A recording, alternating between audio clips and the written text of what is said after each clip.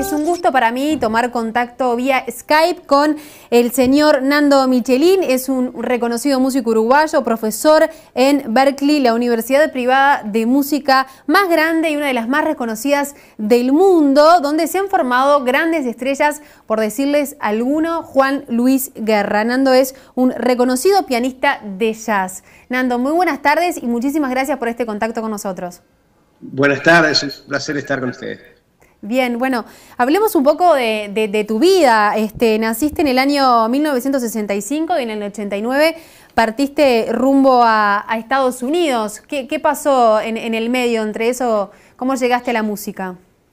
Bueno, llegué tarde, llegué medio de rebote. Yo había comenzado de pequeño a tocar piano y no lo veía como una situación profesional ni nada, pero estudié, hice mi carrera como químico en la universidad y de a poco empecé a estudiar guitarra, empecé a estudiar piano y cuando vi que realmente podía dedicarme a eso y tenía me daba la capacidad, digamos, para dedicarme a eso, no lo dudé porque era una pasión muy grande que tenía, ¿no? Pero entre medio estudié química y hice la vida normal de cualquier uruguayo en esa época, ¿no?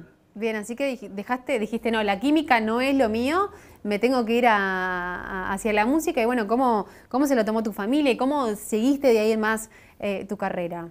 Y bueno, fue una sorpresa muy grande para ellos porque, o sea, ellos sabían que yo estaba mucho tiempo con el piano, estudiando y todo, pero nunca lo veían como una cosa que compitiera con lo que eran mis posibilidades profesionales con la química, ¿no? En Uruguay en esa época, era época en la cual recién estábamos saliendo de la dictadura, no había... todos los músicos se habían ido del país prácticamente, no quedaban músicos, pero no era la gran mayoría de los músicos que trabajaban en esa época se habían ido del país porque no había muchas posibilidades laborales. Entonces no lo veían como una opción, pero al conocer lo que era esta universidad en la que trabajo ahora, en la cual había un método científico en el cual tú venís, estudiás y conocés gente de todo el mundo, haces contactos, o sea, creces musicalmente de una forma acelerada. Dije, bueno, vale la pena jugármela y ver de qué se trata y ver qué es lo que tiene esto para darme, ¿no? O sea, mi familia me apoyó 100%, fue una respuesta sensacional, ¿no? De apoyarme, de solventarme los gastos para el primer año, o sea, realmente fue lo que me permitió hacer esto. Bien, ¿y cómo tomás contacto con esta universidad? Yo conocía la universidad ya por varios músicos famosos en la época, habían estudiado ahí, y en un momento la universidad tiene un programa de verano en Buenos Aires, y yo leo en el diario argentino que había en mi casa, leo el anuncio y me tomo la iniciativa de llamar y de averiguar y inscribirme. Entonces crucé a Buenos Aires, hice el curso, y cuando vi cómo era la metodología de estudio, era exactamente lo que a mí me faltaba para complementar lo que se llama talento natural, ¿no? O sea que el talento natural sirve, pero si uno no lo complementa con el estudio, con entender las cosas a una profundidad, es muy difícil llegar a hacer algo más serio, ¿no? Claro, ¿y cómo fue, bueno, desde Uruguay llegar a esta universidad? Me imagino que debe ser un monstruo. ¿Cómo fueron esos primeros momentos? Fueron momentos muy lindos porque era todo mi sueño de dedicarme a la música y ver un lugar, una ciudad entera que es prácticamente universitaria, porque hay varias universidades importantes aquí, ver que había mucha gente que venía de varias partes del mundo con el mismo equipaje que yo y con los mismos sueños que yo. Fue muy interesante, era una especie de, o sea, el primer año para mí yo estaba en las nubes, ¿no? O sea, llegaba a la universidad y me parecía mentira, estaba todo el día estudiando, o sea, desde 9 de la mañana a 8 de la mañana hasta las 10 de la noche, no paraba, si no estaba en clase estaba en un piano estudiando, tratando de acelerar el proceso porque empecé muy tarde, ¿no? O sea, yo empecé a tocar con 21, 22 años, entonces no podía dedicarme o sea, tenía que acelerar el proceso, ¿no? Bien, hoy en día sos un reconocido pianista de jazz. ¿Cómo tomas contacto con el jazz precisamente? El contacto con el jazz vino a través de un profesor de guitarra que yo tenía, Álvaro Carlevaro, que ahora está radicado en Alemania. Yo estaba estudiando guitarra con él, guitarra clásica, empecé con 18, 19 años a estudiar guitarra clásica, y no era el instrumento que se adecuaba a mi forma de escuchar la música, pero Álvaro era tan importante como influencia en mí musicalmente que yo seguía estudiando con él de todas formas. Y en un momento retomo con el piano y él me empieza a dar discos de jazz y me empieza a dar discos de música brasilera y llévate esto, grabátelo y devolvémelo, tené cuidado, no sé qué, pero era muy generoso en compartir toda la información que él tenía y todo. Y empecé a descubrir en la biblioteca Artigas Washington, no sé si todavía está ahí, iba y me pasaba toda la tarde buscando discos y escuchando. Y, o sea, fue una especie de investigación personal que hice con la poca información que había en esa época en Montevideo. Bien, ¿cómo fue el paso de salir del mundo de la universidad al mundo externo, ¿no? Ya a profesionalizarte más? Es un paso gradual, porque uno mientras está en la universidad va trabajando, ¿no? Va haciendo, y es una especie de retroalimentación de lo que uno estudia, aplicarlo a la vida real, porque es la única forma de que realmente valga algo, ¿no?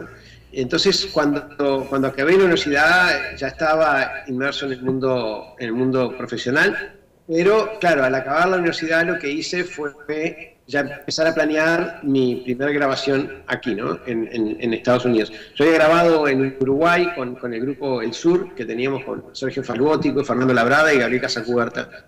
Habíamos grabado un disco y entonces tenía un poco la experiencia de componer mi propia música, de producir un disco, de producir un grupo, ¿no? Entonces me metí de lleno en hacer eso y de ahí para adelante, todos los años fui grabando un CD por un buen tiempo, ¿no? O sea, grabando material y tratando de venderlo a las grabadoras o tratar de tocar conciertos con ese material. Y así fue para adelante, ¿no? Fueron 22 años ya, no más, 25 años que estoy en eso. Bien, contame un poco el CD como Árboles, con canciones originales sobre poemas de Mario Benedetti y Juana de Barburú.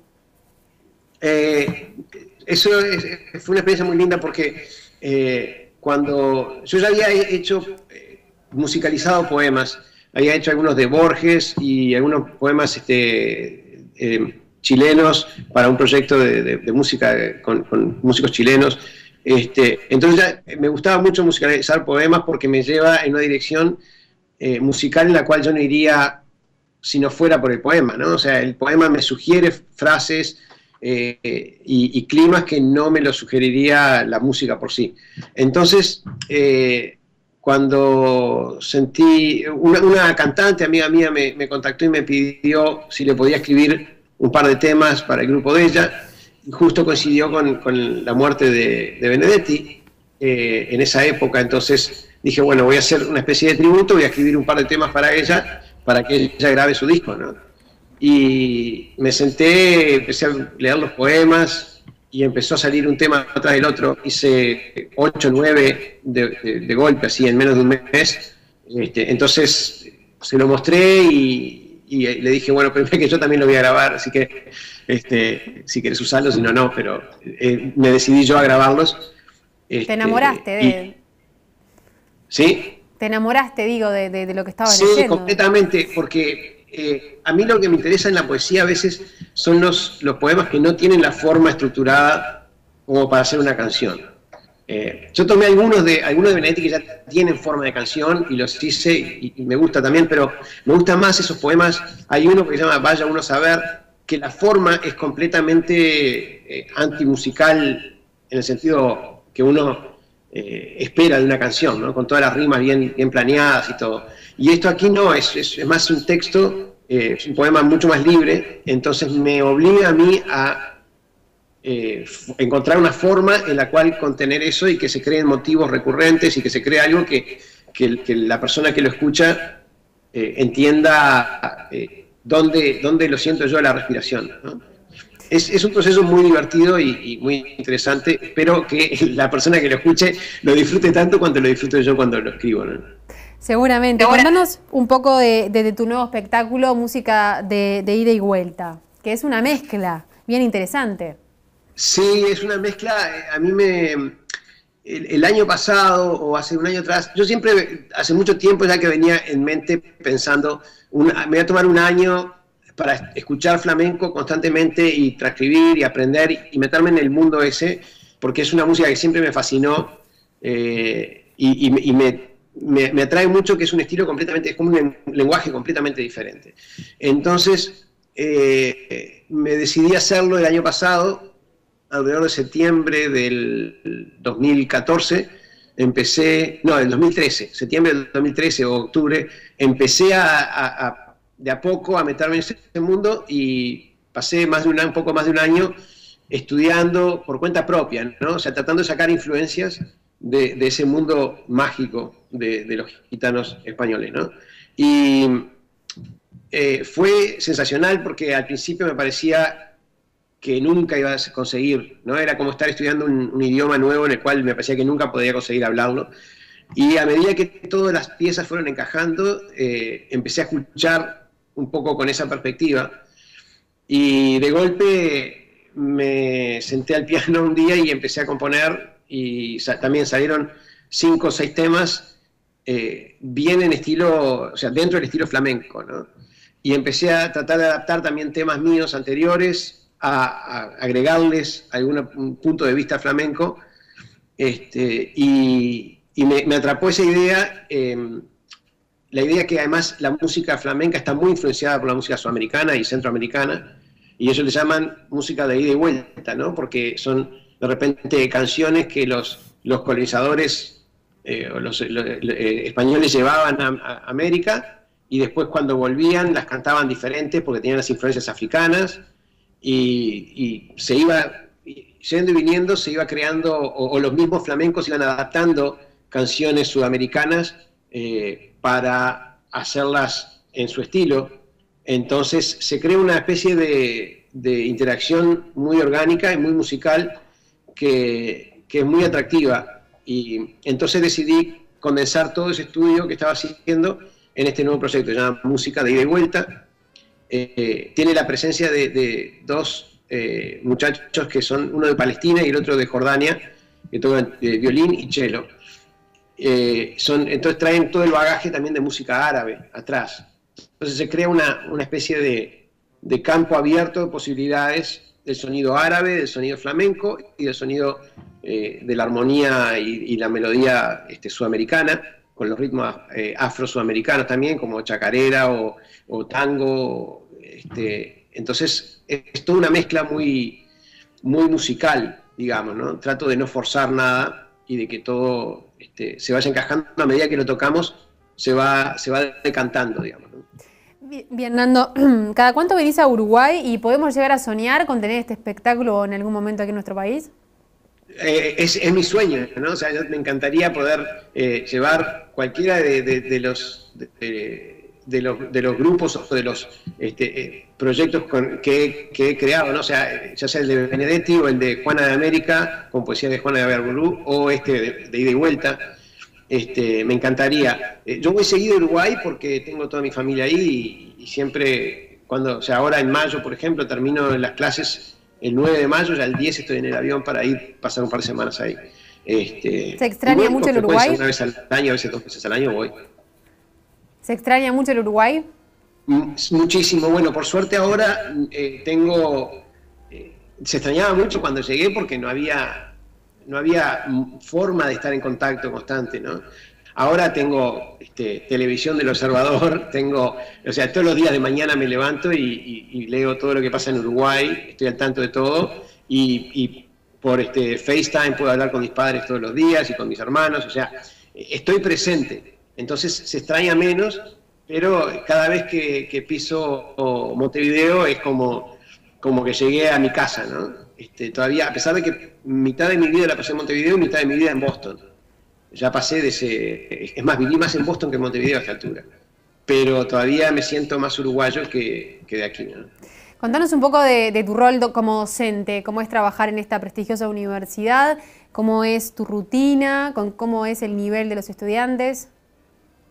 Mira, es un trabajo, ese trabajo soñado, ¿no? Porque yo me despierto y no pienso, tengo que ir a trabajar, quería hacer otra cosa, no, me despierto y digo, bien, qué bueno, tengo que ir a trabajar, y ya desde las 8 de la mañana hasta las 11 de la noche o más a veces, estoy entre clases o ensayos o tocando en algún club. Las clases son interesantes porque es siempre gente que viene de varias partes del mundo, son culturas diferentes, entonces voy creciendo constantemente porque la interacción con gente de todas partes del mundo te va haciendo crecer, entender otras perspectivas. Musicalmente tengo alumnos que ya son profesionales, que tocan por todo el mundo, son un desafío porque me mantienen a mí también estudiando, porque si no, no tengo mucho para hacer con ellos, ¿no? Entonces es una situación laboral soñada, ¿no? La universidad es enorme, son más de 3.000 alumnos, creo que son más de eso todavía, y hay una cantidad de profesores también muy talentosos, o sea que siempre hay proyectos interesantes en los cuales estoy participando. Entonces es un mundo, es así, todo en mi día es en función de la música y todo mi día es en función de ayudar de repente a muchachos jóvenes que están tratando de hacer los pasos que yo hice antes. Entonces esa experiencia trato de ahorrarles tiempo y de allanarles un poco el camino, porque sé lo que me costó a mí batallar hasta poder tener una puerta abierta, ¿no? Claro, estuviste del otro lado, ¿no? Eso también te hace un profesor distinto. Claro, eso yo creo que es una de las cosas que valoran bastante los alumnos, es que cuando estamos en la clase, ellos ven que todos los consejos que les doy o todo el trabajo que les hago hacer tienen una relación directa con lo que van a vivir cuando salgan de la universidad o cuando empiecen a ponerse a desarrollar su carrera un poco más, ¿no? Muy bien, Nando Michelin, ha sido un verdadero placer para mí charlar contigo, realmente un gusto y muchísimas gracias por este contacto con El Observador TV. Bueno, muchísimas gracias, el gusto es todo mío y estaré por Uruguay en mayo. Muchas gracias por hacerme participar. Bien, te esperamos por acá entonces, en el mes de mayo, te comprometemos. Está perfecto, sí, ya podemos marcar. Gracias. Muchísimas gracias, chau, chau.